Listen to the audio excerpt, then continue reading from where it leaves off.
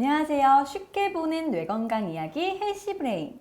오늘은 지난번 시간에 이어서 휴머니튜드에 대한 책 3권 중 가족을 위한 휴머니튜드에 대해서 이야기해 보도록 하겠습니다. 오늘도 제 옆에는 인천은혜요양병원 가혁 원장님 함께하고 계십니다. 안녕하세요. 네, 반갑습니다. 네, 오늘은 우리 또 가족을 위한 휴머니튜드에 대해서 이야기를 해볼 건데요. 이 책 살짝 또 맛보기 전에 살짝 또 간략하게 소개 한번 부탁드려도 될까요? 네, 알겠습니다. 전 시간 시청하신 분이라면 아시겠지만 가족을 위한 휴머니튜드는 가장 기본서입니다. 휴머니튜드라는 것은 굳이 이야기하자면 기술입니다. 앞 시간에는 그 마음가짐, 그 배경에 대해서 말씀드렸다면 네. 휴머니튜드 혁명에서 말이에요. 그런데 이 가족을 위한 휴머니튜드는 어떤 기술을 갖고 적용을 할 것인가 하는 것입니다. 지난 시간에 저랑 이야기를 나누셨는데 네. 맨 처음에 제가 저를 소개할 때 제가 바라는 삶에 대해서 맞습니다. 말씀드렸잖아요. 네. 혹시 기억하세요? 고요하고 고요하고, 네, 약간 이렇게 고요한 느긋하고 편안한 네네네 느긋한 느긋함, 편안함, 네, 따뜻함. 네 맞습니다. 그리고 자율적인 거, 알아서 하는 것. 어떤 사람마다 생각하는 가치관들은 다르죠. 누군가는 일사불란하고 조직적이고 하는 것을 원하는 분들이 분명히 계신다고 말씀드렸어요. 그쵸? 네. 그런데 그것은 그동안 휴머니튜드 혁명이 오기 전의 모습이라고 저는 생각해요. 우리가 생각하는 휴머니튜드, 사람을 대하는 거는 그냥 조직적으로 정해진 규칙에 따라서 첫 번째 시간에 말씀드린 80세 일본 노인 할아버지가 네. 느꼈던 그런 괴리감을 느꼈듯이 하는 것이 네. 그동안 우리의 모습이었던 것 같고, 마침 제가 또 원하는 삶이 또 그렇지 않거든요. 네. 저는 조직적인 걸 원하지 않아요. 네. 자율적인 거. 어, 그리고 따뜻한 거, 네. 마음이 전달되는 네. 그런 방식을 원하는 것이 휴머니티드였고, 그래서 아마 제가 7년 전에 이 책을 처음 접하고 제 마음에 와닿았던 그 이유기도 하지 않았나 싶기도 해요. 네. 그래서 앞 시간에 휴머니티드 혁명에 대해서 그 배경에 대해서 말씀을 드렸다면 네. 이번 시간에는 이제 하나하나 이제 기술에 대해서 말씀드릴 텐데. 네. 일단 가족을 위한 휴머니튜드라는 책이에요. 네. 가족이라는 이야기가 딱 나왔으니까 네. 이 가족에 대해서 생각을 해보면 가족 중에 병상에 누워 계신 분 또는 질병을 겪고 계신 분들이 있는 분들은 다 공감하실 거예요. 이 너무나 사랑하는 가족이지만 이게 케어하는 게 쉽지가 않아요. 그렇죠? 그래서 함께하는 가족들의 몸도 마음도 같이 힘들어지는 그때 일단 필요한 마음가짐은 무엇이며 가족을 위한 휴머니튜드, 즉 간병에서 중요한 점은 뭐라고 생각하시나요? 가족은 그 누구보다도 네. 이 어르신, 네. 부모님이겠죠. 네, 주로 맞습니다.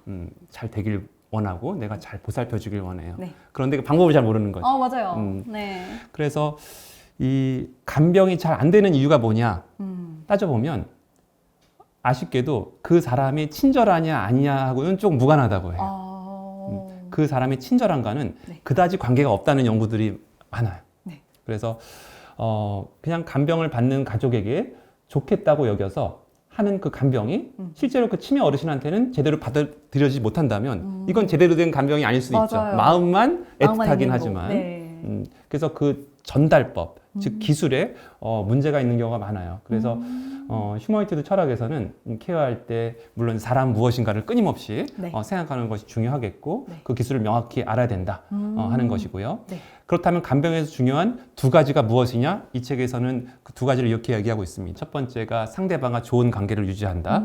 두 번째는 그 사람이 가진 힘을 빼앗지 않는다. 이것은 우리가 강제 케어라는 말로 네. 이따 또 설명을 드리겠는데요.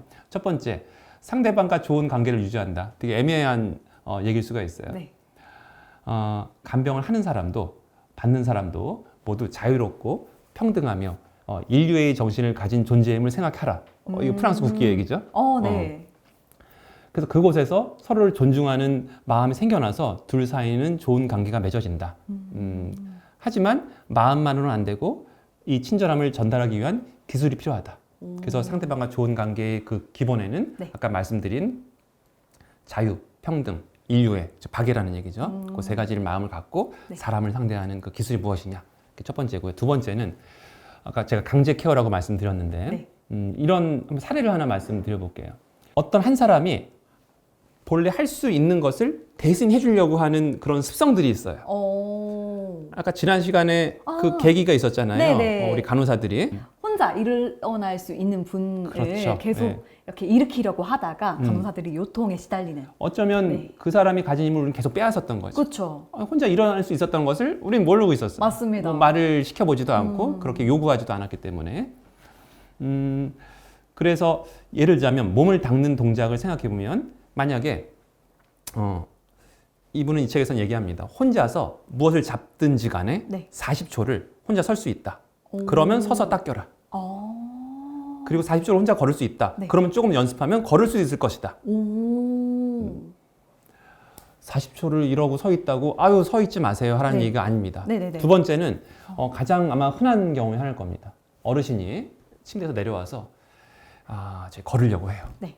이제 40초 섰으니까. 네. 그럼 많은 직원들은 뭐라 그러냐면 다쳐요. 어르신 앉으세요. 저희가 네. 도와드리겠습니다. 맞아요. 저 휠체어 빨리 준비해 오세요. 네. 휠체어 갖다 드리겠습니다. 자 여기 앉으시고 네. 아유 큰일 날 뻔했어요. 저희가 도와드릴 테니까 앞으로는 저희가 이해하시고 저희가 케어해 드리겠습니다. 저 어르신 오늘 목욕할 시간입니다. 나 목욕하기 싫어. 저희가 해드릴 테니까 해야 됩니다. 그러면서 뭘 뺏기냐면 여기서는 그냥 근력뿐만 아니라 네. 뭐 예를 들자면 그날 새로운 요양원 입소자가 생겼어요. 네. 이분 나하고 말도 잘 맞고 네. 이야기를 꽃을 피우고 있어요. 오늘 월요일 2시인데 목욕할 시간이래요. 갑자기? 네. 그게 사람과 사람이 이야기를 하는데 목욕하러 가는 그런 경우가 도대체 어디 있어요? 그렇죠. 이건 강제 케어죠. 음. 내일 그러면 거부를 받아들이는 것도 그것도 올바른 케어가 되죠. 이게 그 두 번째 요소라는 얘기입니다. 그래서 어떻게 간병해야 되느냐. 네. 첫 번째 기술이고 두 번째는 이렇게 하지 않을 것을 또 안 하는 것도 네. 기술이라는 이야기입니다. 어. 왜냐하면 지금 말씀드린 사례와 같이 네. 하기 싫음에도 억지로 한다면 네. 직원은 직원대로 힘들어. 맞아요. 직원은 직원대로 요통 생겨. 네. 어르신은 어르신대로 싫어. 어. 어르신대로 이거는 나는 내가 무슨 환자냐. 뭐 그쵸. 환자일 수도 있지만 네. 이런 괴리감이 점점 생겨지면서 치매가 오면은 뭐가 남는다고 그랬죠? 동물적인 감각. 우리 편이냐. 네. 그러니까 나랑 친절한 사람이냐. 맞아요. 적이냐. 아니면 적이냐. 네. 점점 적으로 가는 거죠. 그러다 보니까 나는 여기 있기 싫고 난 집에 가고 싶어. 이런 어르신들이 계속 생기게 되는 거죠. 이게 악순환이군요. 그렇죠. 이게 가장 중요한 두 가지라고 생각합니다. 치매 환자를 딱 생각했을 때 네. 생각나는 특징은 네. 또 어떤 게 있는지 네. 그게 궁금하거든요. 공통적인 특징은 그겁니다. 딱 두 가지예요. 인지 기능이 떨어진다. 그로 인해 일상생활에 기능에 장애가 온다. 사람과 동물이 가장 구분되는 요소 중에 하나가 네. 전두엽이에요. 네. 전두엽은 의욕을 일으키고 목표를 정하게 하고 네. 동기화를 부여하고 계획을 세우게 해요. 우리 아이들 네. 이렇게 엄마들이 손가락 대면서 젖꼭지 빨듯이 이렇게 쪽쪽 빨아요. 네. 그리고 우리 애기들 딱 머리를 놓으면 바들바들하면서 뭘 잡으려고 하는 그 반응들이 있어요. 네. 그거 왜 그런지 아세요? 모르죠. 그 어려움이죠. 우리 아이를 키워보면 그런 현상들이 있는데 네. 그게 아이들은 아주 조그만 아이들은 그 뇌의 전두엽 기능이 잘 네. 발달하지 못해서 그렇다고 해요. 어. 그래서 어른이 되면서 네. 뇌의 전두엽이 기능이 발달하면 그런 원시적인 마치 원시인들, 원숭이들이 있었던 그런 게 없어진다고 합니다. 그만큼 이 전두엽 기능은 사람과 동물을 구별하는 가장 중요한 기능이에요. 제가 지금 무슨 얘기하다가 여기까지 빠졌냐면 인지 기능 얘기하다 그랬어요. 맞습니다. 네. 우리 가장 기억하는 거는 뭐 기억력, 네. 뭐 장소 지남력 이런 건 아마 강아지들도 할 겁니다. 네네네. 그런데 계획을 세우는 거는 사람만이 갖고 있는 그런 능력입니다. 네네네. 그래서 이거를 전두엽 기능이라고 해요. 이건 고차원적인 인지 기능입니다. 네. 그래서 어떤 치매의 타입 중에 어떤 게 있냐면 그냥 멀쩡해요. 그런데 어느 날 조기축구에 열심히 나오던 어떤 80대 어떤 남성께서 어느 날부터 의욕도 없어지고 안 나오기 시작해요. 그럴 때는 어떤 인지 기능이 떨어진 걸 볼 수 있을까요? 전두엽의 인지 기능이 떨어진 거죠. 그렇죠. 그래서 이런 걸 또 전두엽 치매라고 이름 붙이기도 합니다. 그래서 간단한 것 같으면서 뇌는 네. 다양한 기능을 갖고 있고 그 중에서 가장 중요한 이 인지 기능, 다양한 인지 기능이 떨어지는 것. 네. 그것으로 인해서 일상생활이 안 되는 것. 그것을 우리가 치매라고 하는 거죠. 기억은 크게 단기 기억과 네. 장기 기억으로 나눌 수가 있어요. 네. 지금 이제 이야기 나누고 조금 이따 생각난 단기 기억과 예전에 살던 곳이라든가 네. 태어난 곳, 뭐 우리 부모님, 네. 성함, 친구들, 네. 이게 장기 기억들. 네. 이렇게 방대한 정보들 중에서 사실은 뇌는 자신한테 필요한 것만 선택해서 뇌에 도달을 하는 그런 좀 신기한 역할을 하고 있어요. 그래서 선택된 모든 정보는 일단은 단기 기억으로 저장이 되겠죠. 맞아요. 단기 기억으로 저장했다가 그래서 오래되면 장기 기억으로 가는 것이죠. 네. 그렇기 때문에 이 단기 기억이라는 것은 새로 습득된 이런 사실들이잖아요. 네. 그걸 단기 기억을 오래 갖고 있는 것이 더 어려운 기억이 될 거라고 생각이 됩니다. 그래서 단기 기억은 많이 기억해둘 수는 없고 네. 또 오래 또 가지 않기 때문에 대부분의 단기 기억은 보통 잊혀집니다. 선생님 그런 생각 들지 않으세요? 우리 슬펐던 일이라든가 네. 혐오스러웠던 일, 네. 충격받았던 일, 네. 그거 계속 기억하고 있으면 어떻겠어요? 그러면 너무 스트레스 받겠죠? 그렇죠. 네. 그럼 안 돼요. 그럼, 네. 그럼 못 그럼 안 삽니다. 되겠죠. 그럼 못 네. 삽니다. 맞아요. 계속 그거에 연연해가지고. 네. 그래서 어떻게 되면은 제가 치매 오늘 얘기하다 보니까 잘 잊어먹는 것이 안 좋은 거라고 생각할 수도 있지만 네. 사실은 건강한 삶을 누리려면 잊어먹어야 돼요. 맞아요. 그렇죠? 맞습니다. 근데 적당하게 잊어먹어야 네. 된다는 거죠. 그래서 그중 뇌가 기억하고자 하는 것은 이제 장기 기억으로 가는 겁니다. 자, 치매라는 것은 그럼 어떤 기억의 장애부터 먼저 올까요? 어떤 새로 지금 얻은 정보를 갖고 있는 단기 기억부터 먼저 올까요? 예전부터 갖고 있던 기억을 잊어먹는 그 기억 장애부터 먼저 올까요? 단기부터 올 것 맞아요. 같아요. 네, 맞아요. 그러니까 새로 어떤 습득하는 것이 어려움을 겪는 거죠. 그게 첫 번째 네. 치매 어르신들의 기억의 특징이다. 그걸 알아야 됩니다. 네. 그렇다면 기억의 종류에 대해서 좀 말씀드려볼 텐데 네. 이 단기 기억에서 이제 장기 기억으로 저장되는 기억의 종류가 4가지가 있다고 볼 수가 있는데요. 우선 처음으로는 의미 기억이라는 게 있어요. 의미 기억. 네. 지금 이제 저희 공부하고 있잖아요. 네. 이런 것도 의미 기억입니다. 아. 어떤 언어에 대한 것, 네. 문자에 대한 것, 오. 어느 단어 뜻에 대한 것. 아. 그리고 이제 의미를 알았어요. 그 네. 다음에 어떤 에피소드 기억이라고 해서 일화 기억, 일화. 일화. 일화 네. 기억. 뭐 예를 들자면 첫 데이트의 추억. 첫 추억. 데이트, 그쵸. 네. 그 추억에 대한 그런 기억. 오. 그게 몇 월 며칠인지는 아니어도 네. 기억. 그때 당시 사건. 그쵸. 이미지. 네. 네. 그게 무슨 기억이라고요? 인지? 아니, 일화 기억. 일화 기억. 예, 일화 네. 기억. 저도 단기 기억이 안 그쵸? 좋나 봐요. 예, 네. 세 번째는 일화 뭐냐면 기억. 절차 기억입니다. 절차 기억. 식사하는 방법. 네. 밥을 먹을 때는 숟가락으로 국을 뜨고 먹고 네. 밥을 떠고 젓가락으로 이걸 집어서 먹는 절차에 대한 기억이 있죠. 절차 기억. 네. 그 다음에 4번째는 감정 기억이 있어요. 감정 기억. 애정에 대한 기억, 분노했던 기억, 어떤 상황에서 내가 참 행복했었던 네. 기억, 아련한 기억, 그건 감정의 기억이죠. 네. 자, 정리해 보면 몇 가지 기억나세요? 감정 기억. 감정 기억, 네, 감정 기억, 일화 기억. 일화 기억, 그리고 요거 받아들이는 거. 그렇죠. 절차 기억, 절차 기억, 의무 기억, 의무 기억. 그렇죠. 네. 의미 의미 기억. 기억. 그렇죠. 네. 뭐야, 앞에 말을 한 순서대로 잊어먹잖아요. 네, 맞아요. 이게 단기억이 이렇게 어려운 거예요. 네. 이제 그렇다면 장기 기억이 상실되는 순서는 네. 아까 앞에 말씀드렸던 네. 의미 기억부터 없어져요. 습득한. 그쵸. 문자, 지식. 그쵸. 몇 월 며칠이었는데 그런 것부터 잊어먹어요. 오. 그 다음에 잊어먹는 기억은 그 첫 데이트의 추억과 같은 일화 기억이 일화 기억. 잊어먹고, 네. 그 다음은 숟가락질, 젓가락질은 그 절차 기억. 절차 기억. 사실 그건 꽤 오래 남거든요. 네, 네. 우리 운전이라든가 네. 자전거 타기 같은 경우는 상당히 오래 몸에 맞아요. 남아요. 네. 가장 마지막에 남는 기억은 뭘까요? 감정 기억. 그렇죠. 감정 기억. 감정 기억이요. 감정 기억. 이 사람이 나를 좋아하는구나. 이 사람은 나의 적이구나. 나는 이때가 참 좋았어. 그렇죠. 참 네. 따뜻했어. 맞아요. 그런 거는 내가 비록 그날이 며칠인지 몰라. 네. 그때 이 절차는 뭔지 몰라. 어, 그때 누굴 만났는지 모르지만 맞아요. 그 느낌은 기억이 나요. 즉 이런 감정 기억은 좋든 싫든 끝까지 남습니다. 네. 우리 저 이집트 가면 피라미드 있잖아요. 네.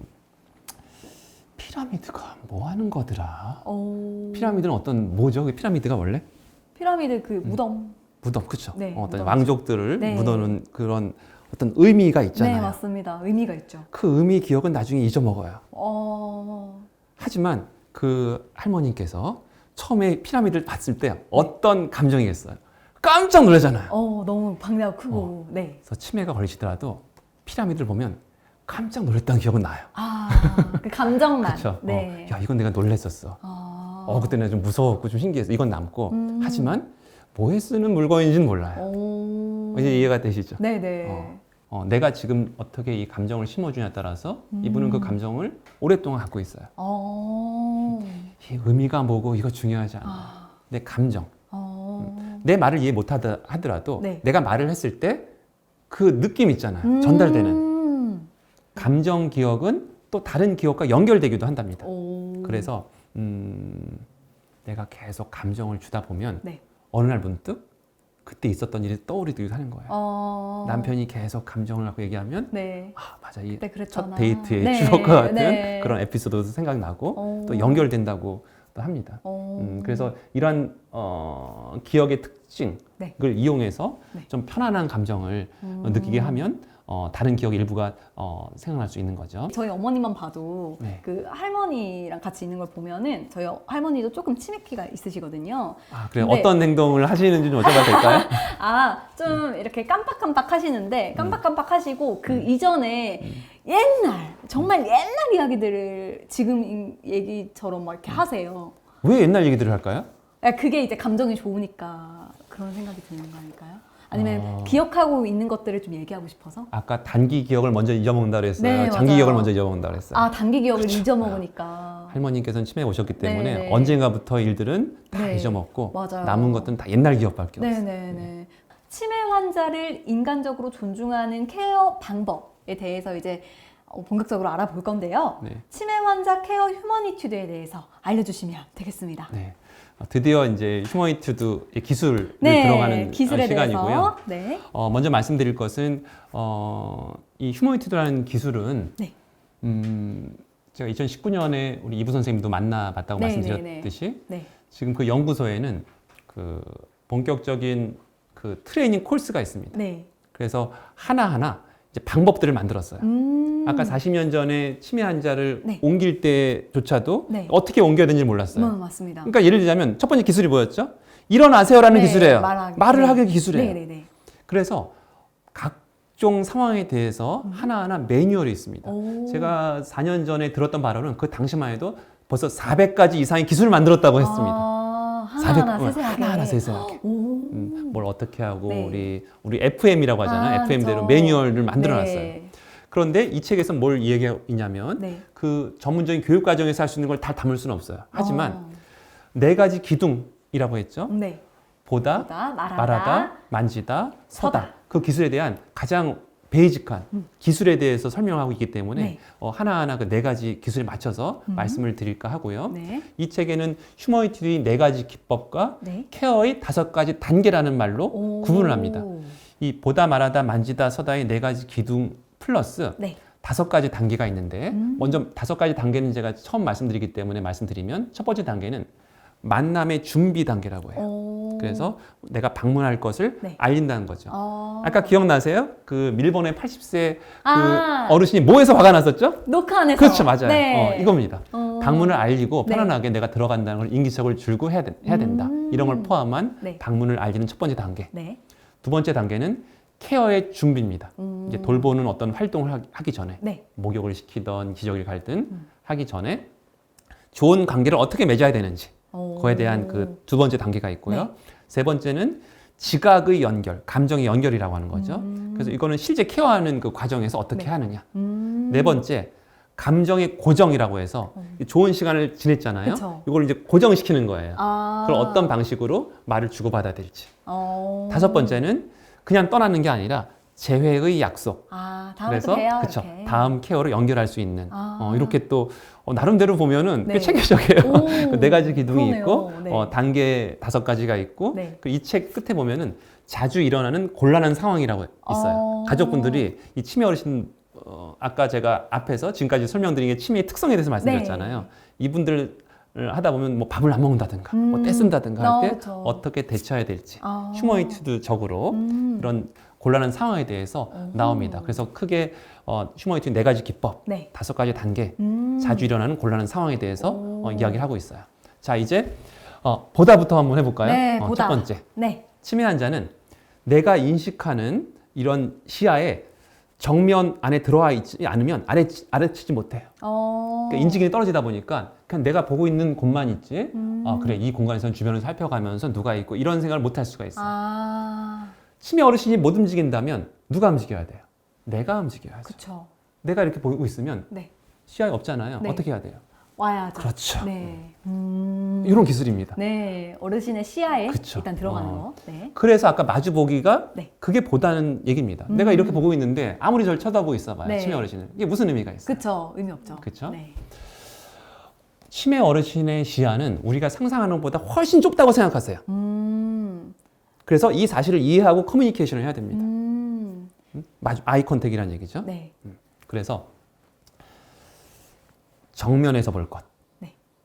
가까이서 볼 것, 그리고 내려다보는 것이 아닌 여기 보면 무릎을 꿇고 보잖아요. 아, 네. 그렇죠. 정면에서 바라볼 것, 눈높이를 그렇죠. 맞춰서. 눈높이를 맞출 네. 것, 그리고 오래 볼 것, 오래. 오래 볼 것.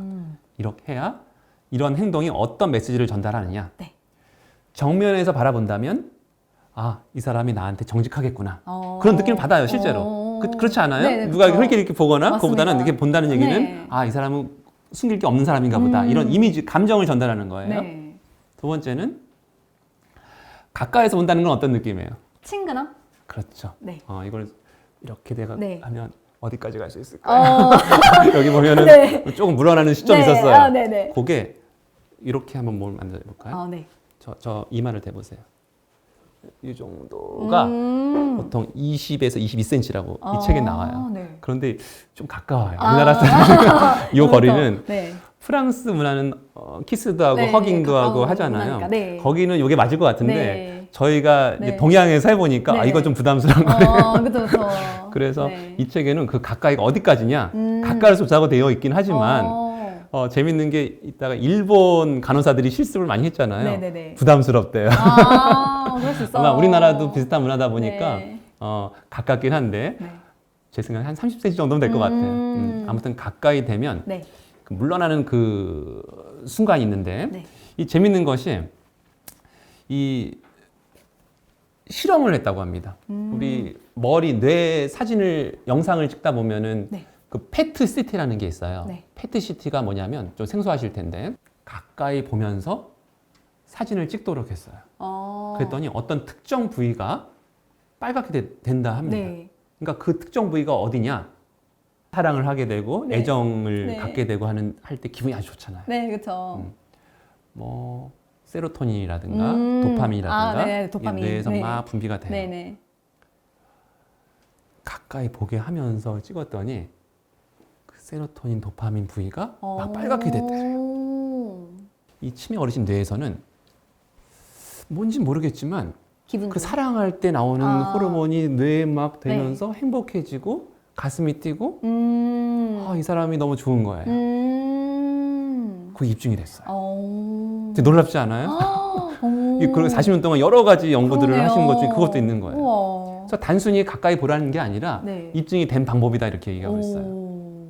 그래서 자 아까 정면에서 바라본다는 건 정직하다는 얘기고 네. 가까이서 본다는 것은 사랑을 전달한다는 그 의미가 있다는 네. 이야기입니다. 네. 그래서 저는 이 방법을 어떻게 소개하기도 하냐면 치매 어르신을 사로잡는 방법이라고 얘기하게 돼요. 그럴 수 있을 것 같아요. 그 핵심이 네. 이 바라보기, 가까이서 바라보기입니다. 그리고 수평으로 바라보는 건 무슨 의미겠어요? 수평으로 바라보는 건 이제 동등하다. 그렇죠. 프랑스 국기 나온 네. 평등이죠. 네. 이게 아무리 치매가 오더라도 위에서 내려보면 위압감이 들어요. 당연히. 맞아요. 맞을 것 이렇게 같습니다. 눈 높이로 하란 네. 이야기고 그리고 오래 바라본다는 건 무슨 의미일까요? 오래 바라본다는 건 좋다는 얘기죠. 내가 네. 당신을 좋아한다. 그쵸. 호의적이라는 얘기죠. 네. 이게 사실은 이 책을 교과서를 받아 적으면서 쓸 이 내용인가요, 과연? 그렇죠. 어떻게 보면 자연스럽게 네. 우리가 사랑하는 사람이면 네. 이렇게 나오지 않아요? 맞습니다. 그런데 이걸 기술이라고 하니까 또 그럴듯해요. 왜 맞아요. 혁명이냐면 이렇게 안 한다는 얘기예요. 맞아요. 안타깝게도. 네. 이렇게 디테일하게. 그렇죠. 그래서 이 상대방에게 또 마지막 아까 제가 말씀드린 거 시야가 좁기 때문에 네. 상대방이 보이도록 이 눈 안에 들게 한번 해보십시오. 이렇게? 그렇죠. 네. 그렇죠. 네. 시야로 알아. 이거 5번째 방법인 네. 거죠. 네. 그죠? 이 기술을 하나하나 해보니까 좋은 기술이죠. 그렇죠. 그쵸? 너무 좋은 기술. 상대방에게 잘 보이도록 과감하게 다가간다. 그래서 무슨 얘기를 하냐면 아마 선생님은 좀 물러날 거예요. 제가 이렇게 다가가면. 네. 그런데 다행히도 네. 취미 어르신이 되면 사적인 공간에 대한 어떤 욕구가 좀 줄어든대요. 그래서 부담스러워하지 않는데요. 그러니까 얼마든지 다가가시라는 얘기입니다. 그러니 더 적극적으로 그렇죠. 해라. 이 퍼스널 스페이스를 침범해도 부담스러워하지 않는다. 그래서 오히려 가까이 감으로써 네. 저 사람이 나한테 무슨 볼 일이 있나 보다. 네. 이거를 인지시킬 수 있는 것이고 그래서 이런 얘기도 나옵니다. 오히려 이 상대하는 케어한 돌보는 우리가 좀 부끄러워할 수도 있어요. 네. 다가가는 거. 네. 그거를 떨쳐내는 것이 첫 번째 단계다. 그래서 상대방의 시선을 끌어서 네. 어떤 얘기까지 하냐면 그 안에 눈동자에 비친 내 모습을 볼 정도로 해라. 그렇게 이야기를 하고 있습니다. 그러니까 참 이렇게 와닿습니다. 저는 이 책을 읽으면서 야 이건 정말 네. 내가 뭐 6년, 10년 공부했던 의학책에도 네. 없었던 내용인데 우리가 놓쳤던 내용. 네. 이걸 복이라는 파트에서 이렇게 설명하고 있어요. 이렇게 또 자세하게 설명을 해주니까 그쵸. 이렇게 확실히 적용해보기 다르죠? 좋을 것 같아요. 자, 다음 방법은 네. 뭐였죠? 말하기. 말하기로 이제 가보겠습니다. 네. 말하기. 이 막연하잖아요. 네, 말하기는 조금 말이 말하기가 참 막연하단 말이에요. 네. 말을 할 때 먼저 강조하는 것이 이 언어적 정보로만 말을 하면 어떻게 받아들일까요? 그냥 흘릴 수도 있을 것 같아요. 물론 말하는 것 자체도 네. 무슨 얘기인지 모르겠지만 감정은 전달돼요. 하지만 네. 뭐가 좀 아쉬워요. 뭐가 좀 추가되면 좋겠죠? 제가 지금 스킨십? 뭐 하고 있어요? 네. 비언어적인 네. 제스처. 그러니까 얼굴 표정도 마찬가지고 그냥 무뚝뚝하게 말만 뭐 친절한 말 하면 뭐래요. 얼굴을 웃으면서 그쵸. 이렇게 써가면서 네. 그리고 어르신들은 이 높은 주파수의 음을 잘 잡지 못해요.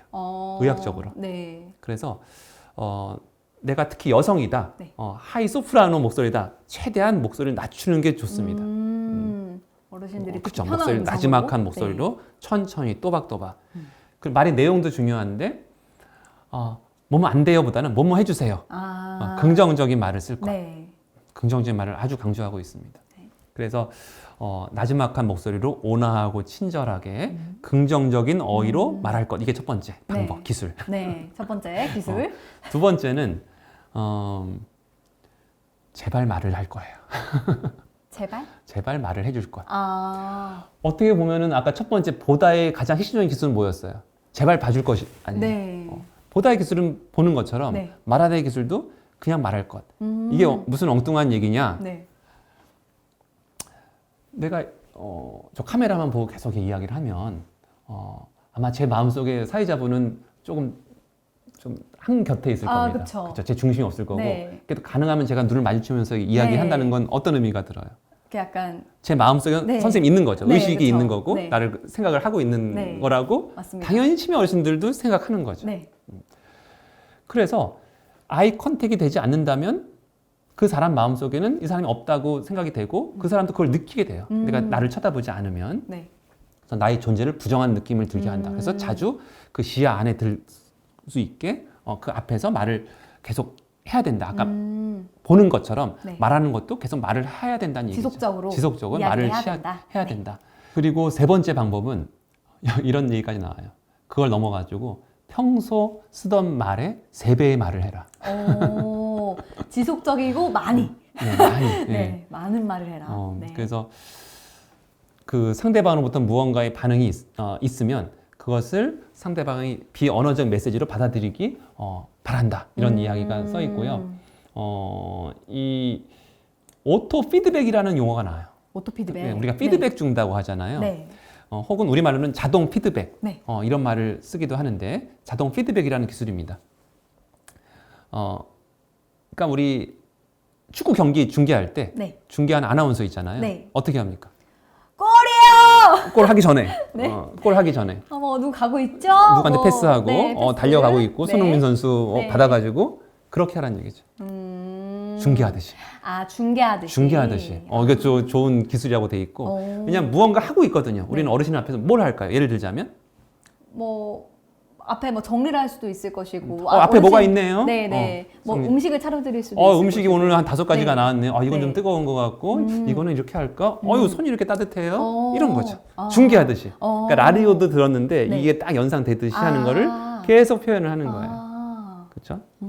그리고 네 번째는 어르신들이 치매가 많다고 했잖아요. 귀가 어두운 분들이 많아요.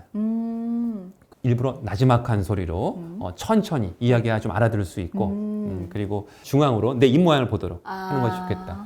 이게 지금 코로나 상황에서 이제 최근에 그 각급 학교에서 이제 마스크 푸는 네.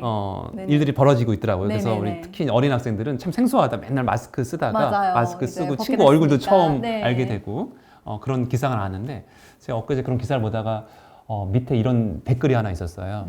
어떤 분이 있었는데 뭐라고 했냐면 제가 귀가 잘 안 들려가지고 그동안 불편했었는데 좀 너무 좋아요.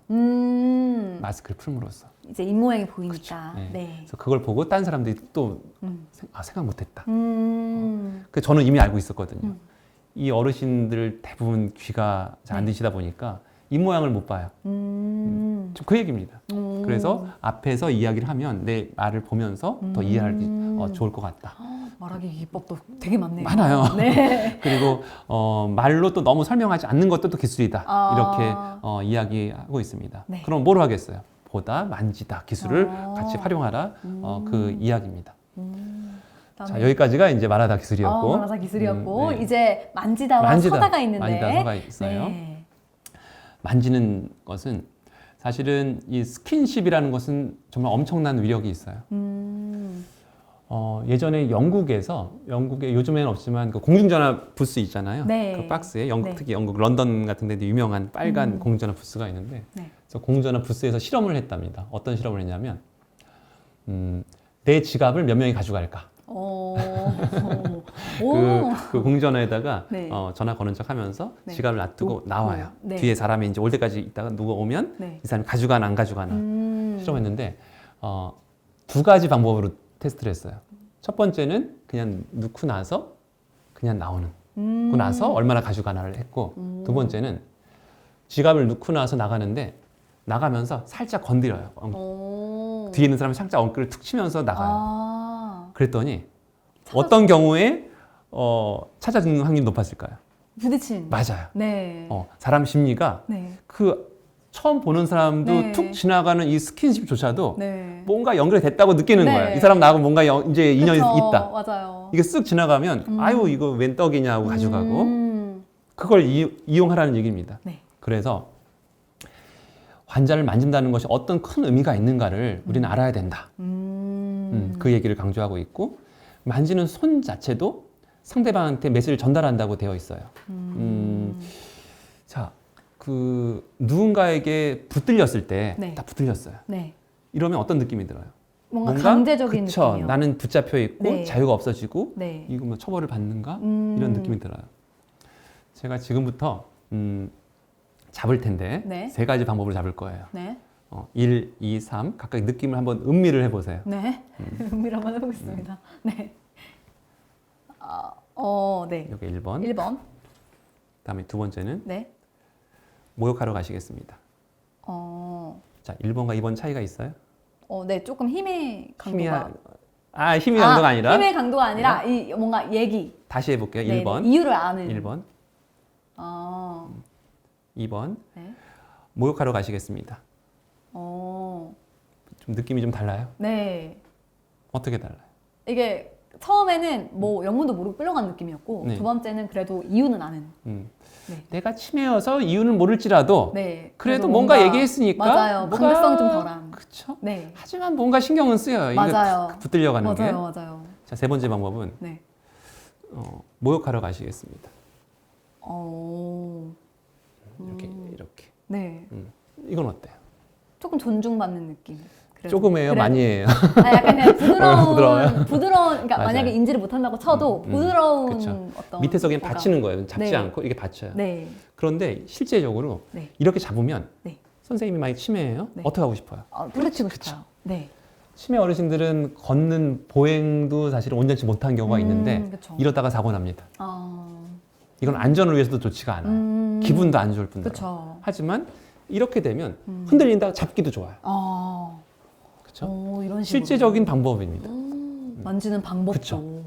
그렇죠? 딱 있군요. 그래서 근데 만지는 것뿐만 아니라 아까 말씀드렸듯이 뭘 하나 추가했잖아요. 말하는 걸 추가했잖아요. 네. 확실히 다르죠. 네. 네 가지 기술 중에 한 가지만 쓴 게 아니라 여러 가지. 말하는 기술까지. 네. 자, 요거는 자 목욕하러 가시겠습니다 하면서 가까이 보면서 이건 또 어때요? 또 여기 다른 더 거. 친근해. 그렇죠. 네, 이렇게 이제 친절하게. 복합적인 것을 추가하는 거죠. 그래서 그게 이제 첫 번째고 두 번째는 만질 때도 넓은 면적으로 천천히 만져라 이런 얘기도 있어요. 밑에서 받쳐야 되고 만지는 면적을 가능하면 넓게 해라. 네. 우리 누워 계신 분들 같은 경우는 체위 변경이라는 조치가 있어요. 네. 한 자세로 계속 2시간 이상 있으면 욕창이 생기거든요. 네, 네. 그래서 왼쪽으로 한 2시간, 오른쪽으로 2시간 바꿔줘야 됩니다. 그럴 때조차도 가능한 몸을 많이 접촉해서 하면은 훨씬 따뜻함을 느낀다. 이런 얘기까지 합니다. 그리고 마지막으로 마지막, 서다. 서는 그렇죠. 네. 서는 거는 사실은 사람이라면 서야죠. 그렇죠. 그런데 이 시간에 이제 기술이니까 네. 왜 서야 되느냐? 그냥 인간으로서 존엄성만 위한 것이 아니라 보통 연구에 의하면 침대에서 한 3주일을 누워서 보낸다. 네. 그럼 비틀거리기 시작합니다. 근육이 떨어지니까. 네. 그래서 40% 근육이 상실된다. 40%에서는 그런 보고도 있고 이러한 상황을 피하려면 뭐밖에 없어요. 빨리 걷도록 해야죠. 그쵸. 근육과 뼈를 사용해야 되는 것이죠. 하루에 네. 한 20분 정도 설 수 있게 하면 네. 이렇게 앉아서만 생활하지 않아도 된다. 첫 번째 그게 목표입니다. 네. 그래서 그게 처음 힘들다면 이제 자리에서 앉아서 있는 것부터 연습을 해서 네. 근력부터 키우라는 것이죠. 그래서 이것도 이제 방법 같은 경우는 기본적으로 뭐 잘 서서 걷는 분들은 그렇게 보조해드리면 되겠지만 네. 그게 힘들다. 네. 그리고 우리 어르신은 한동안 오래 있으셔가지고 근력이 없어요. 그러면 첫 번째 단계가 뭐냐면 혼자 어디를 짚고 40초 정도로 설 수 있는가를 먼저 테스트 해봐요. 그게 안 된다면 처음에 일으킨 다음에 네. 그걸 붙들고. 붙들고 있어야 네. 됩니다. 그러다가 어느 정도 됐다 싶으면 이분을 걷는 연습을 시켜야 되잖아요. 이 책에 매우 구체적으로 나와 있긴 한데 네. 먼저 악수를 한다. 악수를 한 다음에 이 팔씨름 자세로 바꾼다. 네. 그러면서 이 손 사이로 이 겨드랑이 사이로 손을 낀다. 요거를 두 명이 같이 양쪽에서 합니다. 그 다음에 이제 자리에서 일어나는 순간이 사실 힘이 가는 순간이잖아요. 네. 사실 그러다가 우리 간호사들도 허리 다쳐요. 간병하는 분들도 네네네. 가족분들도. 네. 그래서 그 요령을 뭐라고 하냐면 자 어르신 앞으로 절 해보실까요? 이렇게 이야기하라고 이해하기 쉽게. 네, 이야기 네. 절 해보시라고 하는데 네. 그때 그냥 하지 말고 양쪽에서 무릎과 무릎을 댑니다. 네. 그럼 그게 축이 되는 거죠. 그럼 무릎을 축을 대고 지렛대 원리로 해서 훨씬 쉽게 이 가족분들이 허리를 안 다치면서 어르신을 일으킬 수 있다고 이런 요령도 알려주고 있어요. 확실히 체육을 전공하신 분들이라서 그건 그러게요. 정확히 아주 매뉴얼을 만드신 것 같아요. 이런 매뉴얼이 있으니까 매뉴얼이 그냥 있어요. 막상 이렇게 끌어당기는 것보다는 그렇죠. 훨씬 좋은 방법으로 우리 어르신들을 일으켜 드릴 수 있겠네요. 맞습니다. 예. 그냥 뭐 이 정도면 뭐 가장 기본적인 네. 그 기술이라고 볼 수 있습니다. 네. 우리 가족을 위한 휴머니튜드는 우리 네. 또 기술을 중점으로 또 만든 책이기 때문에 읽어보시고 또 우리 어르신들 케어하실 때 또 참고해 보시면 좋겠습니다. 자, 케어의 5가지 단계가 또 있는데 그거는 저희가 또 다음 시간에 또 준비된 맞습니다. 책이 있잖아요. 네. 거기서 좀 더 자세하게 알아보도록 할까요? 괜찮으세요? 좋습니다. 네. 오늘은 자, 가족을 위한 휴머니튜드 우리 치매 어르신들께 적용할 수 있는 휴머니튜드의 4가지 기법 같이 적용해서 이야기 나눠보았습니다. 다음 시간에는 3번째 책이죠. 휴머니튜드와 간호라는 책으로 다시 찾아오도록 하겠습니다. 원장님 그때도 함께 해주실 거죠? 네. 네. 오늘 시청해주셔서 감사드리고요. 오늘도 건강한 하루 되시길 바랍니다. 감사합니다. 감사합니다. 안녕.